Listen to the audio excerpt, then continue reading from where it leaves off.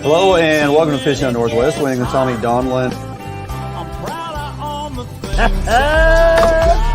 What do you think, Tommy? It's the best.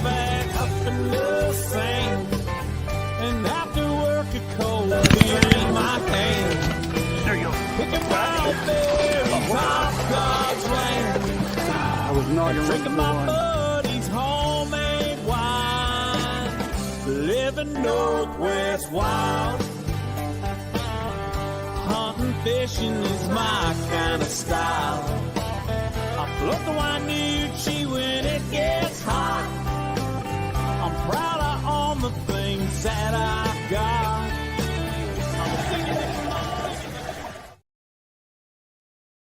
Hello and welcome to Fishing on Northwest, Wayne England, and yes, ladies and gentlemen, Thomas Donlin. Hey man, I love the new digs. You like it here? Yeah. Cozy? Yes. Yeah. Nice work. I was wondering what you were doing when I was fishing. We're going to talk a little bit about that. I know what I was doing for 6 or 7 weeks. I want to catch up with, see what you had going on. What's it like to spend time with family and get out on different fisheries and enjoy the summer? Enjoy the summer. That's right. So nice to have you back, brother. Good to see you. Yeah, it's good to see you. Yeah, nice to be back in studio together. So we're bringing you the show tonight live from the updated brand new studio. And for those of you tuning on Root Sports, first time you're seeing this, so welcome and hope you enjoy it. Yes, want to welcome everybody to the show tonight. We've got a lot of things to catch up on, a lot of fisheries to discuss, and topics at hand. Before we get too far along, though, Tom, we got to remind everybody, especially if it's the first time you're joining us here, check out a lot of our info over at our webpage, www.fishhuntnw.com. There you're going to find a couple of coupon codes to surely take advantage of. Edge rods, FHN20 at checkout. You're going to get 20% off all edge rods all the time, no matter which species of fish you're going after. You're going to save 20% on that fishing rod or all of them if they're not previously attached to another reduced pricing or special. Then, of course, Phelps Game calls Fish Hunt NW10 at checkout. All Phelps calls 10% off throughout the entire year. And we're getting about that time of year where you need to start loading up if you haven't already on those elk calls. Yeah, it's hard to believe the rut's only a month away. How about that? Huh? That is nuts. Yeah, that's going to creep up on us pretty quick. So lots to continue to do in the realm of fishing, but we got to start wrapping our head around, getting ready for hunting. I'm a couple of places I'm looking at. It's like, man, I got to get out there, get some cameras going. Mm-hmm. And the new location here at the house, and we got the extra acreage and stuff. And boy, let me tell you, the blacktail are crushing the blackberries. Absolutely just crushing it. There's a couple nice sized deer running around here too. It's kind of nice to see. But don't let Shing see them. They'll be pets soon. They'll be pets soon. So we're not naming any of the deer. But yeah, so you last several weeks, I mean, after we did our last show together in the old studio, then through the holiday, you bounced over the east side, did some walleye fishing. Yeah, bounced over the east side, did some walleye fishing, did some trout fishing. Yeah. Bounced back, Salmon Kings out of Westport. That was phenomenal. Fantastic. Got some hogs, man. 27, 24, a couple 20s. How about that? 18s. I mean, all large scale Chinook salmon. Yeah. And then topped it off with tuna. So yeah, I've been doing a little bit of everything. You've been getting around. Yeah. So all right, let's do this. Running down the show. Plenty to get through and to tonight, that is for sure. Co-host Tommy Donlin, Captain Tommy Donlin, in the Washington Tuna Classic. The WTC preparation for victory, my friend. We're going to break that down. And then back with another segment with Tommy. Second place. Congratulations, my friend. Second place at the WTC. What did it take to have that kind of success? Then we're going to catch up with our longtime friend, Bill Monroe Jr., Bill Monroe Outdoors. Ocean fisheries out of Area 1. Lights out fishing basically led to lights out fishing, or lights out on the fishing, on the opportunity anyway. We're going to break that down as to why and what's actually now going on. So stay tuned for updates. Bill Monroe coming back then. Columbia River Buoy 10, breaking it down, all the details to help you be more successful out there on the water. Then we're going to catch up with longtime buddy Matt Messing around fishing charters, and of course the Viking, as he's known here at Fish on Northwest. Area 10, Chinook fishery. How is that season stacked up? We had very few days, Tommy. The on again, off again management philosophy drives everybody crazy. Going to break that down with Matt and kind of see how the numbers stacked up. Then we want to get back with Matt and talk about Area 10 Coho, what to look forward to. September can be prime time out there in Puget Sound, especially for Coho, and they're coming in big this year, as you would know. And then we'll bring it back in and close out the show. So Yeah, as we talked to you last week out of Westport, getting ready for the WTC, we did talk a little bit about salmon fishing. You mentioned like the abundance of coho and they're fat, the grade of fish, right? They're huge. The Chinook were not only impressive, but the coho already. The coho are eating the same thing the kings are, and that's like 6 and 7 inch herring. It's unbelievable. They're gorging themselves. And what we know about coho historically, when you talk to fishery biologists and stuff, they pack on about a pound a week. They do, and we're seeing 12 to 14 pounders out there now. Can you imagine the area to Grace Harbor Harbor fishing in October? Good. Right? I think it's going to be really good. Can't wait to get the new boat out there and get you out there fishing that bait fishery with me. And then, of course, we can look forward to our in-river fisheries, drowning some eggs for some big wild coho and big hatchery fish. So, all right, lots to get to and through, lots to talk about with Tommy as we look back on the WTC 2024. We're going to do that after this break right here, Fish on Northwest. Defiance Marine is the one-stop shop for the Pacific Northwest angler. Defiance Marine guarantees the best price on a new and best service on a repower for your current boat. Defiance Marine is a Honda Premier dealership and one of the largest on the West Coast. Defiance Marine is a boat dealer who proudly sells Defiance, Allied, and Arima boats. All boats are built by West Coast fishermen for West Coast fishermen. Defiance Marine has all your boating needs to help you get out on the water. If you're looking for the best fishing rods in the world, you really do need to take a look at the Edge rods. I designed and built new machinery, and I think this new machinery has enabled us to build blanks like no other company can build without this equipment. There is no other rods in the world that are as good as these rods. You owe it to yourself to take a good look at them.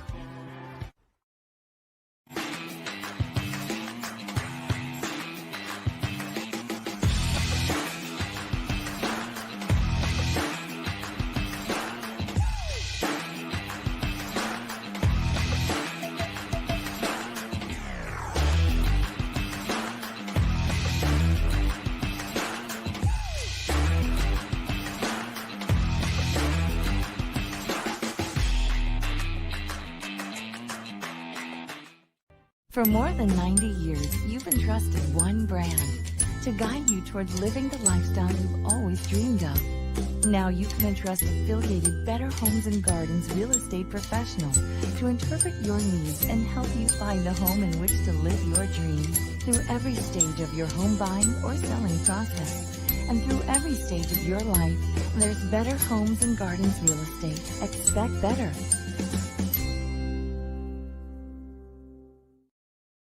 All right, welcome back here in studio to New England, Tommy Donlin, and I want to welcome everybody to the show. Thanks for tuning in tonight. Lots of activity on the old text here, Tommy, with lots of comments and whatnot. So we'll catch up with you folks as much as we can in between the segments here, and let's just get right to it. First of all, again, congratulations. Hey, appreciate it. Thank you. What you had going on, but yeah, you do like the new digs, huh? Is it? I love it. You put a lot of work into this. You got some serious carpenter skills, my friend. Yeah, I love it. Over time, you just kind of you just figure stuff out.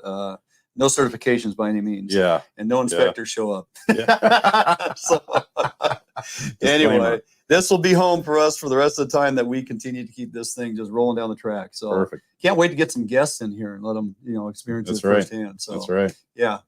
People seem to like it. Word's getting out and people are tuning in and it's looking good. So, all right. Again, yes, congratulations on second place at the 2024 Washington Tuna Classic.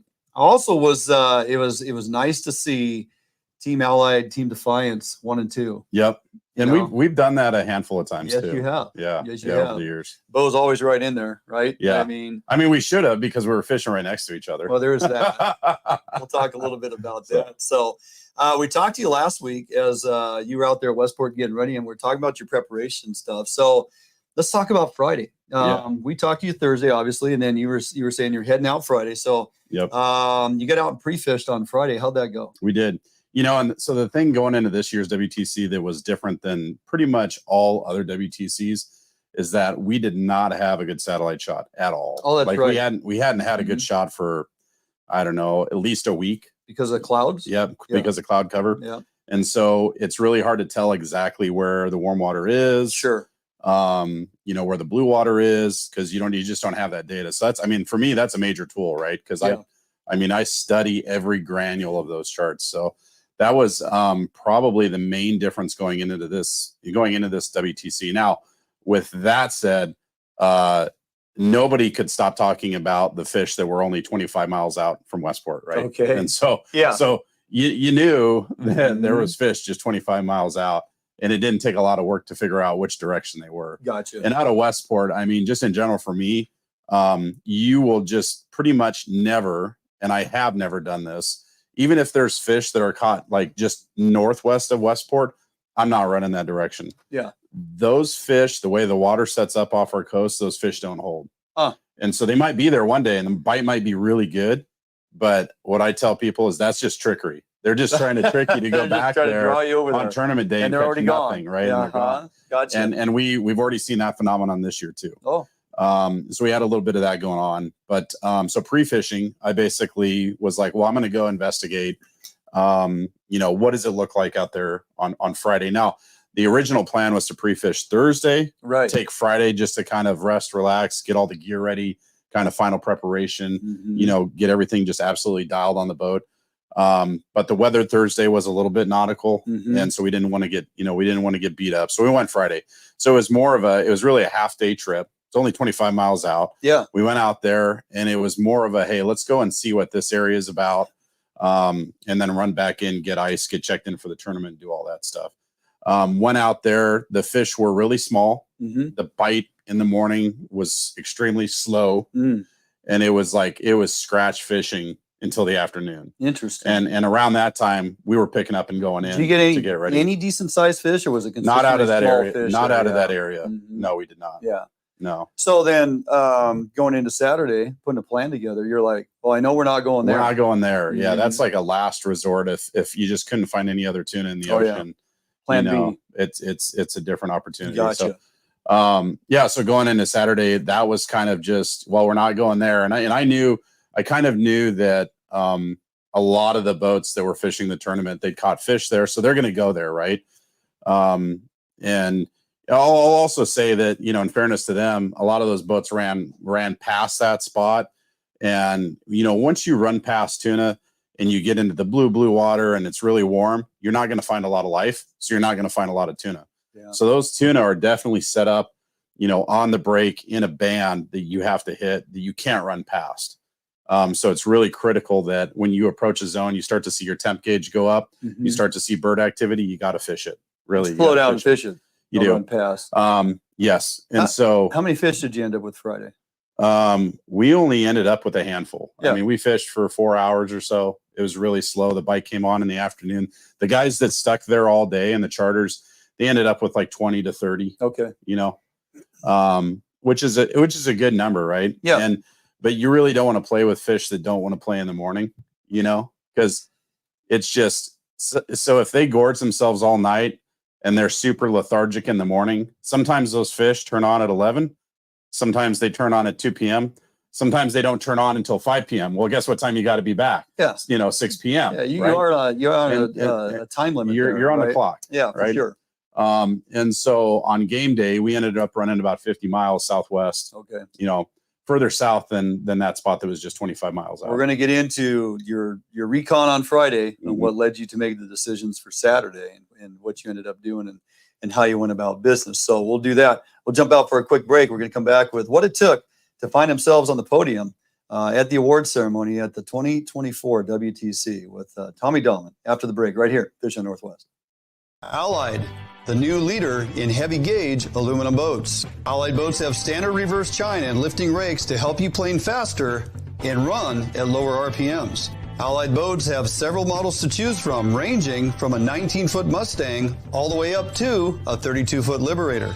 So regardless of what type of heavy gauge aluminum boats you are looking for, Allied Boats will have it for you.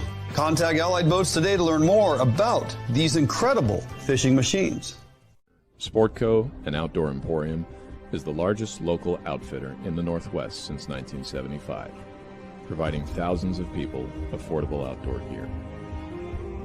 This summer, make your next outdoor adventure more affordable by shopping at our warehouse-style pricing. We are a local Scotty dealer, offering sales, service, and repair. Located in Fife and Seattle, come visit us today. The outdoors await you.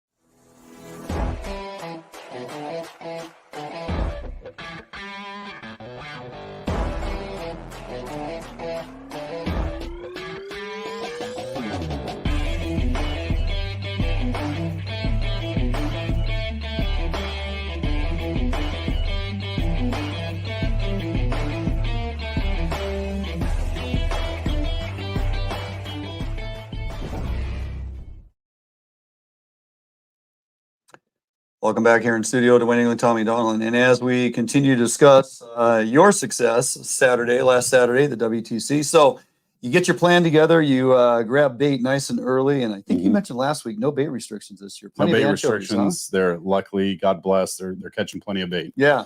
Good, Yep. Healthy anchovy. Yep, good anchovies. Yeah, Good fantastic. anchovies, no complaints. What time did you leave the dock? How many miles were you planning to head out? Pretty much just 50-50, right around 50 nautical.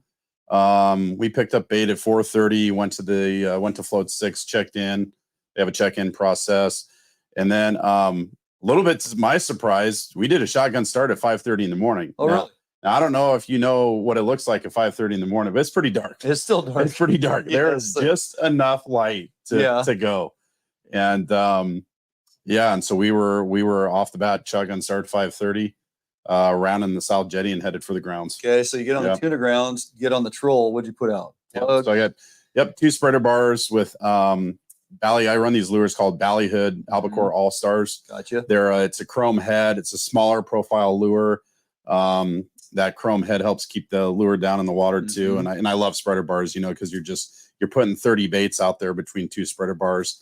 And then I'm running 2 Nomad DTXs, which is their diving plug. Yeah. 1 floating, 1 sinking. I think I was running a 140 and a 125 in variations of pink and purple.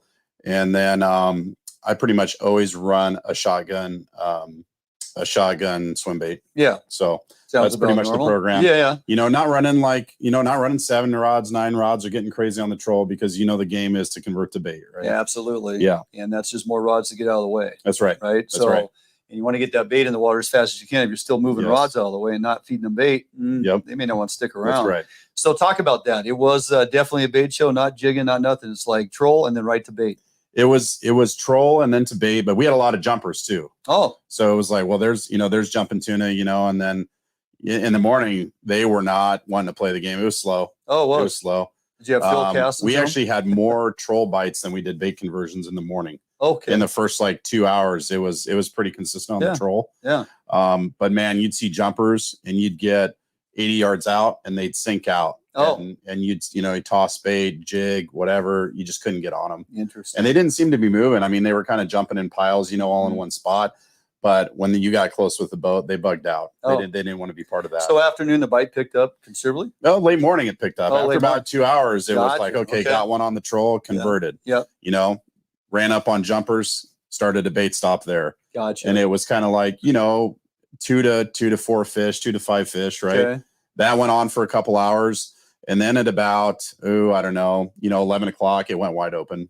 We had one bait stop that was, I think around 17 fish or so. Oh, something like that. That's a good one. And then we just continued to stack. I mean, the whole day, really, the morning was the slowest. And then from there, it was just like a crescendo to the end. Pretty much stayed in the same general area. You never had to pick up gear and run, right? We did. Well, I like the fish that we were catching were not necessarily like large model albacore tuna. I think our biggest fish was just over 20 pounds on the scale. But it was pretty consistently, those were larger than what we were seeing the day before, which was like your 12 to 15 pound albacore. And so, knowing that we were on those fish and that fishing was going to get better, we just decided to ground and pound, stay in that area, work the zone and keep working it.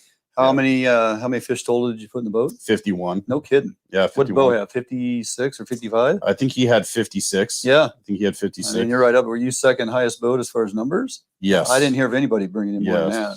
Yeah. Bo was number 1 and we were number 2. He had caught his biggest fish was about the same. Our 2 big fish, the weight delta between those 2 was the weight delta between first and second between me seriously? and him. Yep. Yeah. How about that? And we had one fish at the boat that was no kidding close to 30. Oh. Okay. And we off? pulled the hook. We didn't break it off. We pulled the hook at the boat. Now this year they put in a new rule. They put in a new rule that said you cannot have any gaff marks aft of the gills on the tuna. That you turn in. Correct. Right. And so, if you take forever, or you're waiting for just the right gaff shot, you can get them. Sure. But you can't count on that fish after fish after fish. And, if you slip and you get just slightly behind the gills, that fish is DQ'd. Sure. So you can't afford to have that kind of failure. So we netted every single tuna that we caught, the 51 tuna. Did you really? Yeah, and it is annoying. Let me tell you, it is. Oh, pain it's in the horrible. butt. Yeah, get Their their nose fins gets back caught out in the net. Their yeah. tails gets caught in the net. You run treble hooks on the plugs. The treble hooks are in the net. I mean, it's just That's a nightmare. And we had 2 nets. We netted 1 tuna. He started kicking in the net, just snapped the ring right in half. What about looking at a smaller fish and going, well, I know we won't turn that in, just gap it. Yeah, but what are you gonna like? You're standing there. You don't necessarily know until that fish is like right below the boat, right? Yeah. And so you can't have a gaff in one hand and a net in another and just kind of switch. Like, right? We just got to go for it. And you're not like Donatello where you just have the gaff on your back and you just pull it out and you're like, pull it out of your scabbard. You know. So really, before we finish up here, really didn't have any change to your plan that you put in play for Saturday. You pretty much went out, executed, and it came to fruition for you. Yeah. Yeah, yep. Nice. You said before earlier in the show, you had mentioned that you were out there with Bo. You guys weren't fishing too far apart. Yeah. Buddy boat, you guys communicating? Were you talking to anybody? We were running down. We had actually not communicated before the rundown. Yeah. And we were running down, and I always cut the south jetty. So you get to the end of the jetty and you take a hard left, but there's a sunken jetty, right? So you got to be careful exactly where you cross. And then, and he goes around, right? Okay. And so he's in a 34 Allied Liberator, right? Yes, he is. And so he caught me on the way down. And so it was like our tack line was the same because we were going to the same zone. Okay. He goes, "Tommy, is that you?" I go, "Yes, Bo. Hey, good morning. You got the latte machine going on over there?" Yeah. And so, and so he and I kind of worked that zone together all day. Always good. Yeah. And you guys pulled the first and second. So yeah, nice showing. Again, for Team Allied Team Defiance and Captain Tommy Donlin. Well done, my friend. Hey, appreciate it. Nice to see you up there on that podium again. Yeah. All right, jumping out for a quick break. We come back. Great information coming here. Not that there just wasn't great information, but Bill Monroe Jr., Bill Monroe Outdoors. We got a lot of information, updated information on our ocean fisheries out of Area 1, and then also the in-river fishery in Lower Columbia, what is well-known and world-renowned, Buoy 10. So lots of info to get to with Bill Monroe Jr. We're going to do that right after this break right here, Fish on Northwest. Support from Northwest Sportsmen make Federal Ammunition the world's leading ammunition manufacturer. Federal uses the industry's finest materials, giving you reliable ammunition that delivers superb accuracy and optimum performance. Northwest hunters rely on Sportco to provide the best selection and prices in the Northwest since 1985. Sportco and Outdoor Emporium in Fife and Seattle. Your journey begins here. Yep, for sure. Oh yeah, big fish. Yeah, buddy. Nice fish. Oh, beauty. Gorgeous fish. Bobby's on the board. We got a good one. Oh yeah. Oh, geez, come on. Nice fish. Nice fish. You haven't been here, but you know it. You've heard the sounds, smelt the air, and you've seen where your heart lands, if not yet. You haven't been here, but you've longed for a destination near or far, where time spent with loved ones and friends will go into the night and last in memories for a lifetime. You haven't been here, but you're on your way to a place not far. ExploreTheDalles.com. New days, new beginnings, new friends, new loves, new dreams, new goals, new scenery, new job. No matter what the next chapter holds, Better Homes and Gardens Real Estate will be there to help you find the new that's right for your lifestyle at any stage of your life. Better Homes and Gardens Real Estate. Expect better. All right, welcome back here to the show, to Wayne and Tommy Donlin, and lots of fisheries exploding right now, Thomas, as per most of the summer. And one we definitely want to pay attention to because a lot of folks do, and there's a lot of participation. And no better man to break it all down for us as he does each and every year, Bill Monroe Jr., Bill Monroe Outdoors. And welcome back to the program, buddy. It's been a little bit. Hey, guys. Hey, thanks for having me. Yep, you bet. Absolutely. So you've been out there fishing the ocean up until that abrupt closure. But let's talk about that a little bit. That flat out crazy high ocean production. How good was it for the 6 weeks or so that it was open? Let's definitely talk about that ocean. That ocean from basically Cape Falcon, Tillamook up to Ledbetter is Marine Zone 1, and then you get Westport up to, above that for Marine Zone 2, right? Sure. Well, so the I've been fishing that Marine Zone every year for years. It's really it's getting popular. It's getting even more popular. The charters have it dialed. They've got a really strong segment there. There's a handful of guides that have started up, and there's a lot of recreational fishing opportunity that has shown up in that segment for the general public. It's become very, very popular, and this year is no exception. It outfished overall expectation by about 200%. That's really something. And what I've been actually notating in all of it is I don't have anything to do with PFMC or the NOAA. When they make fisheries decisions, that's the decision. We don't get the opportunity for a stakeholders group or advisory committees to come in and make recommendations. We don't get to do that. They just do it because that's the ocean's operated like that, and that's great. It actually is, it's just no BS. But what I think is happening, we have more fish than we kind of realize.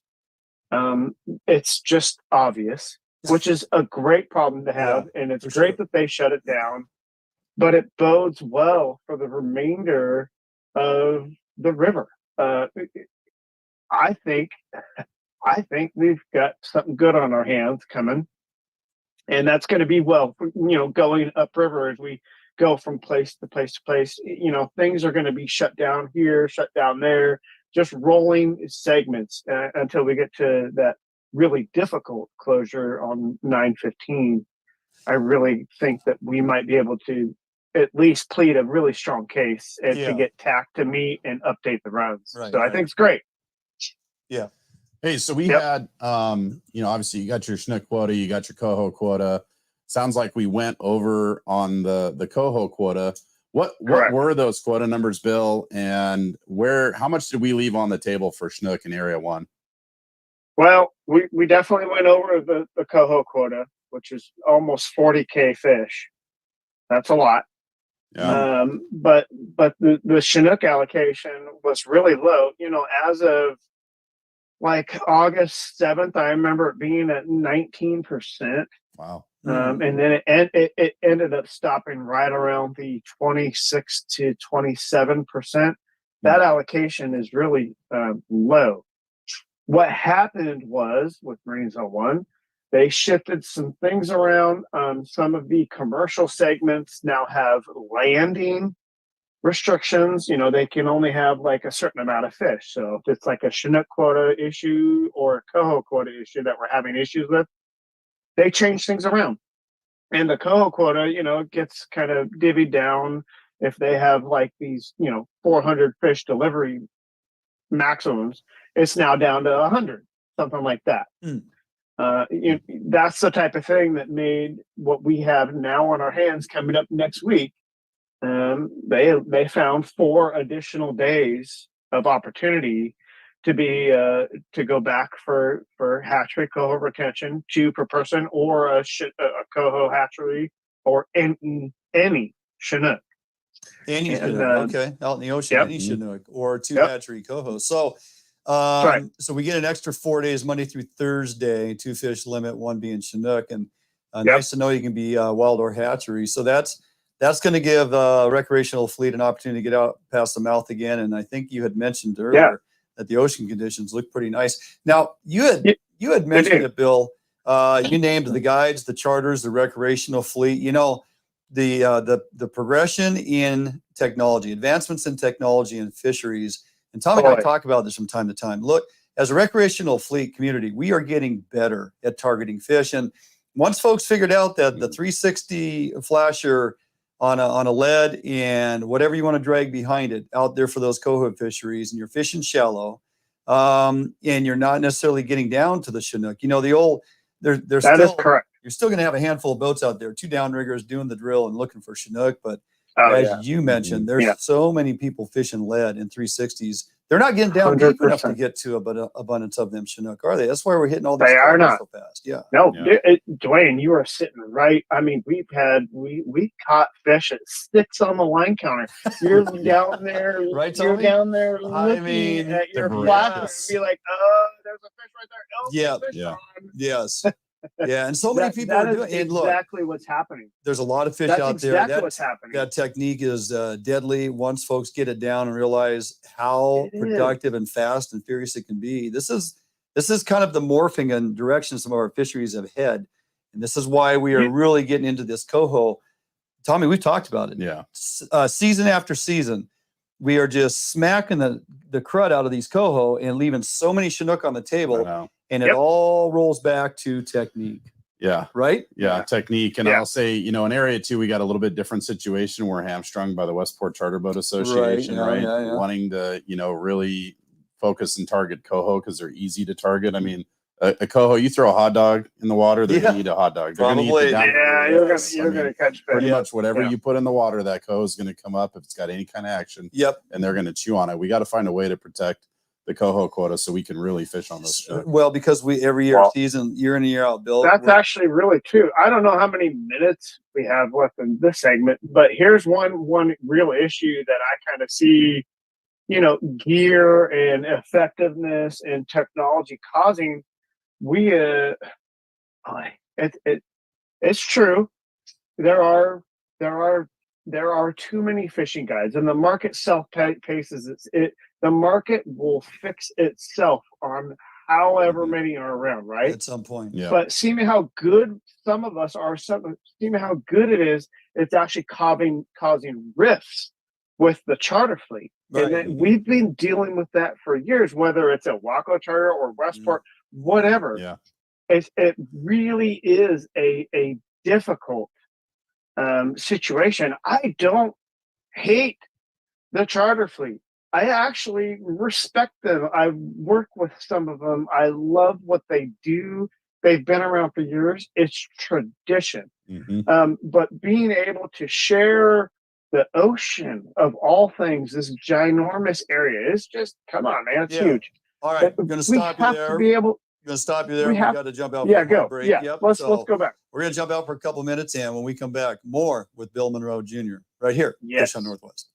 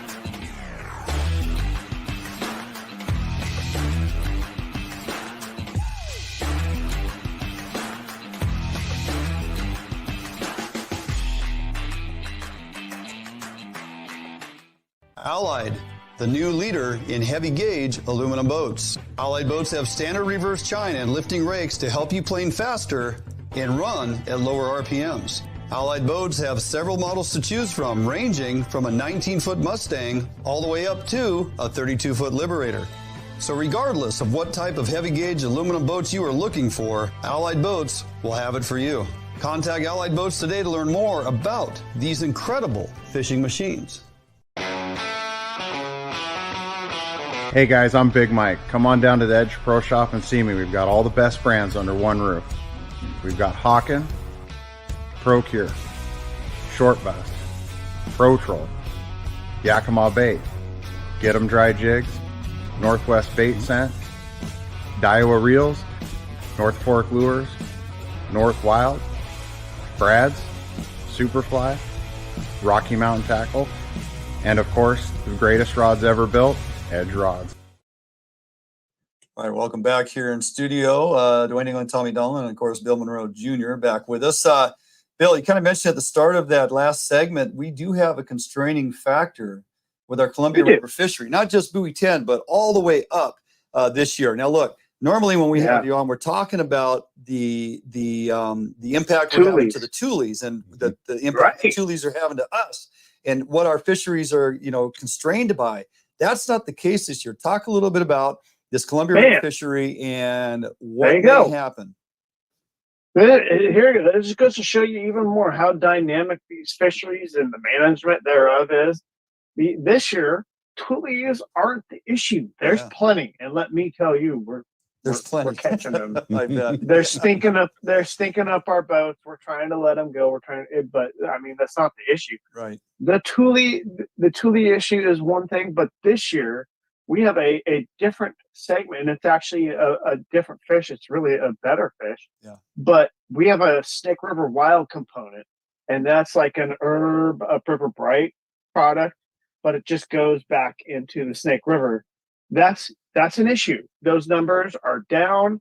Those numbers are problems, and that is exactly the model of what the Buoy 10 to all the way above Bonneville. That's what we had to follow.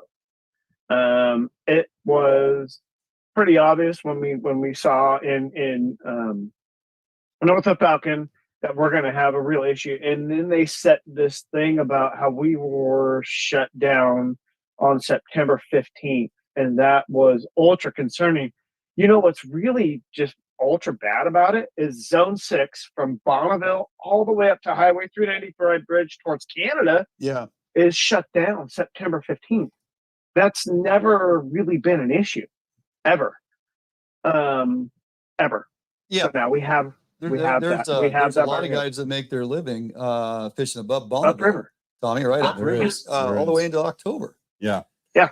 So hey, Bill, not to switch gears here, but I know that a lot of people that are watching right now, they want to know, as you go from the ocean into the river system, what are you changing up in terms of gear? What's the difference between the two rigs? There's our big change. In the ocean, it was spin fish, rotating baits, blah, blah, blah. You come inside and that stuff does not happen inside. It's the weirdest thing. It could be the fact we have a brackish water mixed with the ocean water, the salt segment. We don't know. Water temperature difference, yeah. Mm-hmm. Water temperature, huge. Ocean sitting at 54, inside's almost 70. Like, what an issue. But when you start switching over to spinners and you start looking at the fact that you're going to look at putting a triangle back on, a triangle flasher with a old-fashioned herring, we're able to catch fish again. The old Buoy 10 Classics, you bet. That's how it is, man. And that's what we're doing. This is that stuff about how we've been so dynamic to be able to catch these fish.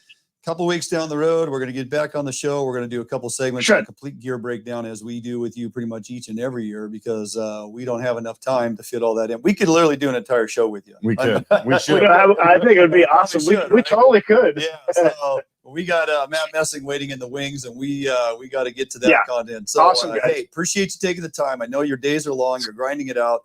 Get back out there on this 4 days on the ocean, and then you'll be in river. Yep.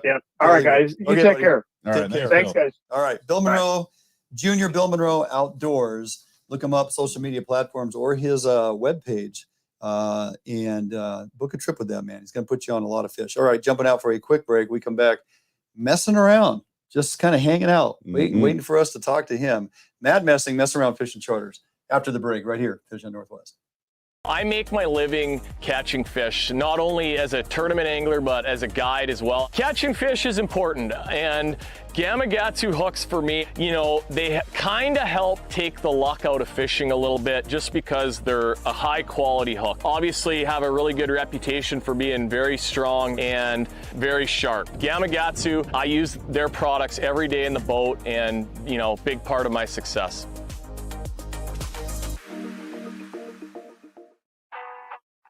All Defiance boats are built without any structural wood materials. That is why all boats are backed with a lifetime warranty. All Defiance boats come standard with large fish boxes that are fully insulated so that you can ice your fish properly all day. All Defiance boats are foam flotation filled and unsinkable for the ultimate in safety while fishing offshore. Before you buy any boat, stop by or call Defiance Boats today to ensure you are getting the very best glass boat your money can buy. If you're looking for the best fishing rods in the world, you really do need to take a look at the Edge rods. I designed and built new machinery, and I think this new machinery has enabled us to build blanks like no other company can build without this equipment. There is no other rods in the world that are as good as these rods. You owe it to yourself to take a good look at them. New days, new beginnings, new friends, new loves, new dreams, new goals, new scenery, new job. No matter what the next chapter holds, Better Homes and Gardens Real Estate will be there to help you find the new that's right for your lifestyle at any stage of your life. Better Homes and Gardens Real Estate. Expect better. All right, welcome back here in studio to Waiting on Tommy Donlin. And next on the docket, a longtime friend and, kind of hangs around with us once in a while too, Tommy. That's right. Good guy to fish with. The Viking himself, Matt Messing, messing around fishing charters. Beard's looking fantastic, my friend. Yes. Oh, thank you. Love it. Hey, Love let's jump right into it, man. Area 10 this year. So we had talked to you early season. Resident Coho fishing started off pretty good. You guys were finding a decent number of Chinook at that time. There seemed to be a good number of Chinook around. So going into the Chinook opener, that first 3-day opener, you had to have pretty good confidence that you're going to find some fish. What'd you find on those early days? Yeah, those early days, they weren't too bad. We definitely found a few fish. Opener was really good. Honestly, and the next day, it kind of fell on its face a little bit. But yeah, those couple weeks before that opener, my goodness, there were some beautiful Chinook out there. Like, it was a lot of fun. It's got to be frustrating as a charter captain, Matt, because it opened and then it closed. Right. And then a couple more days it would open and then it would close. And then they added a couple more. We had a couple on August 11th and 12th. Where are we at with the Chinook quota? Are we there now? Yeah, we're there. I think estimated is 34 out of the 3,100 that were given to us. They claim we caught probably over 1,000 fish the last 2 days out of the 750 that were left on the table. Yeah. So our record number is like 375 per day that we've ever caught out there. So somehow within those last 2 days, we caught like 1,000 fish. Smells a little fishy. It was okay fishing. Yeah. It wasn't red hot. I don't know where all those fish came from, but okay. A lot of participation. We get these Chinook openers, limited days, limited windows, man. People do what they can to get their boat on the water. Last season, we seemed to do really well. Fished a lot of Brad's mini cup plugs, long skinnies. You and I did on your boat. I did on my boat. Found a lot of Chinook with those. Along with the Coho as well. But what was kind of your go-to this year, finding success on those Chinook? Yeah, definitely ran a few Brads. The atomic plug, there was a pretty good plug bite going on out there, and then running the chartreuse Tucci's out there too. So it's always a good go-to. What size on the plugs, Matt? Few days. What's that? The 5 and 6s. They were liking those bit. There were some huge herring out there. Like 6-7 inch herring, like giant bait for a while. Right. And so as soon as you threw a plug, just started dragging it down on the bottom. It was game on. Oh, that's awesome. Heck yeah. I think one of the good news stories that came out of our Puget Sound Chinook fishery this year in Area 10 is that, we didn't get shut down on sublegals. We actually made our quota. That's a good point. And I was just curious, through all the days that you fished, did you kind of see that phenomenon? Like how many those small fish that were just under that, that, what was it, 24, 22, whatever that minimum size limit. Did you see a lot of those small Chinook? Yeah, 22 is our minimum. 22 is our minimum. No, I did not run into very many small fish at all. It was good to hear. Yeah. Basically, you caught a fish, it was like, yep, that's it. yeah, not a lot of like 21 and 19 kind of the 20s. Like there wasn't a lot of them. At least I didn't have any issue. Right on. That's great. It's good to hear that. I mean, That is anytime we can talk about the fact we got shut down on a fishery because we hit our quota, right, Tommy, as you mentioned, versus our sublegal encounters or our wild encounters, that's always a good thing. And, last year, Matt, we had a lot of that 19, 20 to 21 inch fish, pretty consistent until we could finally get something bumped out over 22. But this year, the fish seemed just bigger. Yeah. Right? Yeah, that's great. And it's always a good thing. Hey, so we're closed for Chinook. We've hit the quota. Still plenty of coho opportunity and open for coho. And, we still got quite a window ahead of us here getting into September. So I'll tell you what, we're going to jump out for a quick break. We come back, we kind of want to get some insight from the man himself as we roll into September and going after those ocean fish that are now on our doorstep and just how good that opportunity can be late into September. So don't go anywhere. Jump out for a quick break. We come back. More with Matt Messing, Messing Around Fishing Charters in the Area 10 Coho, right here at Fishing Northwest. A Northwest favorite for almost 40 years, Arima boats are manufactured with pride in Bremerton, Washington. All Arima boats are built without any structural wood materials. That is why Arima boats are backed with a lifetime warranty. Arima can offer every boat with Honda outboard packages so that you can take advantage of the reliability and 5-year top-to-prop warranty from your Honda outboard. Call or stop by Arima Boats today and let them help you get into your very next boat. Yep, for sure. Oh yeah, big fish. Yeah, buddy. Nice fish. Oh, beauty. Gorgeous fish. Bobby's on the board. We got a good one. Oh yeah. Oh, No, geez, come on. nice fish. Nice fish.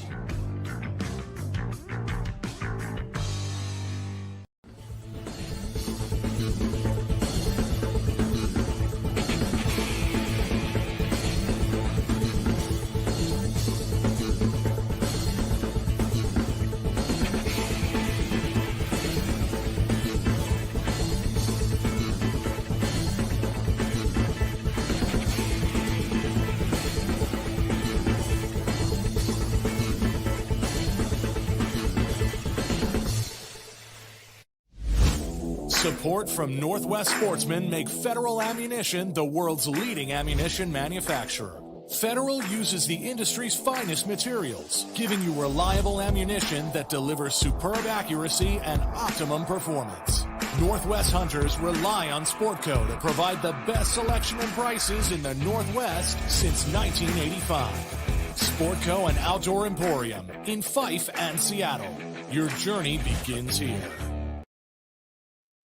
All right, welcome back here in studio, Dwayne England, Tommy Donlin. Yes, Matt Messing Around Fishing Charters, the Viking himself, Tommy, That's has right. joined us for the evening. So, Matt, we are transitioning from the well-known, early start on that resident coho fishing now into some migratory, fish returning from the ocean. You're starting to see the front edge of that as we are mid-August. Typically is time to go. So, are you? Do you have to change your presentation all that much as you start targeting these larger coho in your Puget Sound waters in your backyard? A little bit, feed and whatnot. I've kind of been focusing more using the Brad's cut plugs for these coho. They really love those things. They do. What size? So on a Brad's cut plug, are you running the full size cut plug? Are you running the smaller ones? And then talk to us about the leader length, Matt. Yeah, so I'm running both of them. Fairly short leaders, honestly, running behind a flasher, probably 1.5 foot. I'm trying to hold my fingers here. Yep. As you all know, He measures like this. That's all he does. Hey, how long a leader you running? He's like, I don't know, like this. Yeah. I don't know. Yeah. Okay, But, really short. So you're like in that 18 to 20 inch range. That's pretty short. Lots of whip. Yeah. On that 360, right? Yeah, whipping those things around. Right. You bet. Yeah. And then I'm running them on my top rods as well. I got a 3-ounce banana lead with probably a 6-foot leader hanging off the back of that thing, just running them up on the surface. Nice. And a lot of the bigger coho tend to come on those flat rods hanging out back. Interesting. About 55, 65 behind the boat. Yeah. Have you noticed any sensitivity to color? Does color seem to be a factor in what you're running? Not too much, because I'm changing them constantly, especially with running the tuna and stuff. Kind of the program that me, Dwayne, and Brad or Scott have put together. You just kind of keep a whole bunch of baits loaded up. As one comes in, just throw another one on there, and that's right, and send them back out. I'm having luck with all the colors, really. I haven't really. There's been no big pattern, which is part of the frustration this year. These coho just seem random. Sure, it's. Well, they'll almost hit anything. I mean, if it's got movement and great color and it smells like fish, they're just going to hammer. Yeah. And so, what an exciting time to get out there and fish. And you're right, Matt. It's all about efficiency. And Scott taught us years ago. You load them things up in your bait tray and let them just sit there. Bring that in, swap it out. Just put a fresh one on and put it back out there. You're fishing. It's not. Yeah. So you mentioned tuna. Yeah. What kind of tuna scent are you using? And are you putting that on the sponge material that goes inside the Brad's Cup plug, or how are you doing it? No, I'm using a canned yellowfin tuna. What? Yeah. Rip it out of the can. Yellowfin tuna. Real tuna. For bait? For salmon? That's sacrilegious. Canned tuna. Yeah, canned tuna.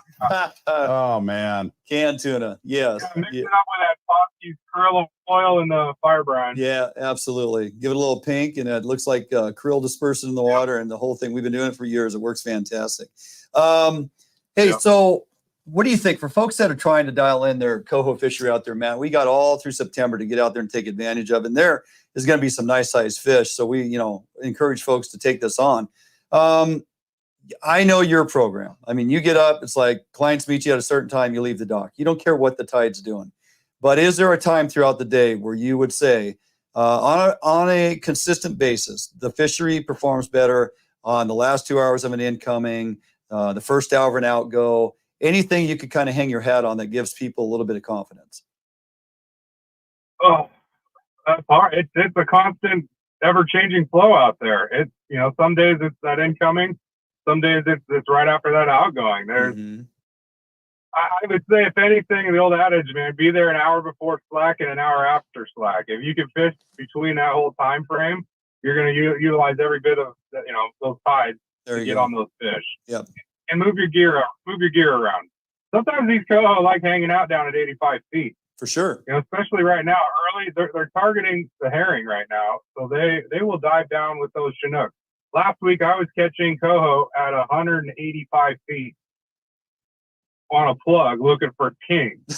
Yeah. Well. Yeah, coho often identify as Chinook salmon. They do. We're catching them Puget Sound. That's how it works. In the ocean too. We're Yes, catching them at 220 to 250. That's absolutely crazy. So Matt, question: Are you coho fishing? Are you speeding up from the speeds that you were using for Chinook? You running more like 3 miles per hour, 3.5 miles per hour? What is your speed for coho? My speed is like 2.7 to 3.2 knots is about what I'm running. Okay. Yep, little bit faster. Got to crank it up a little bit. Definitely. All right, buddy. Well, you got any openings coming up? Folks can look you up at Mess Around Fishing Charters or contact you on Facebook, social medias. What's the program? Yeah, messingaroundfishingcharters.com. Click the book now button. You can see all the days that I've got available. I've got quite a few still in September. Every day I got bookings rolling in, so act now. Yeah. The ocean, they're rolling in. Those ocean fish are starting to come in. We've had a good push and some really quality fish in already. I've caught a few, 8-pound coho already out here, and I'm hoping if it keeps rolling like this, it should be pretty good out here. Should be a good season for you. So, all right, buddy, don't be a stranger. Awesome. We'll be out there on the water with you shortly, and looking forward to it. Thanks for taking the time, man. All right, guys, fish on. Yeah. All right, Thailand's Matt. Matt Metzing, Mess Around Fishing Charters. Look him up, social media platforms, messaroundfishingcharters.com, and book your trip or you're going to miss out. Jumping out for a quick break. We come back. Tommy, we're going to close out the show. Let's do it. Defiance Marine is the one-stop shop for the Pacific Northwest angler.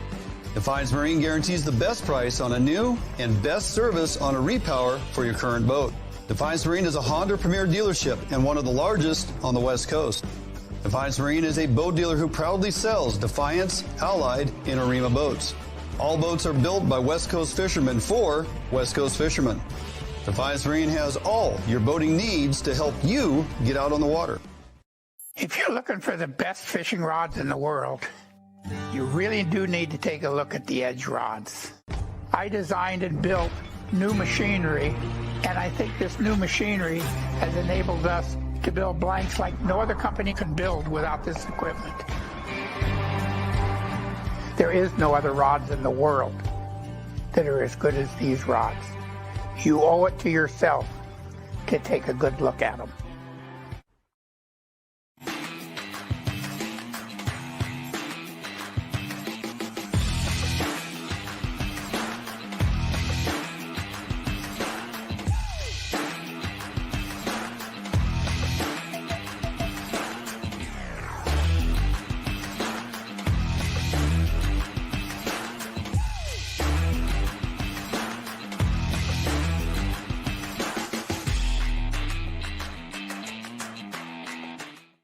For more than 90 years, you've entrusted one brand to guide you towards living the lifestyle you've always dreamed of. Now you can entrust affiliated Better Homes and Gardens real estate professionals to interpret your needs and help you find the home in which to live your dreams through every stage of your home buying or selling process. And through every stage of your life, there's Better Homes and Gardens real estate. Expect better.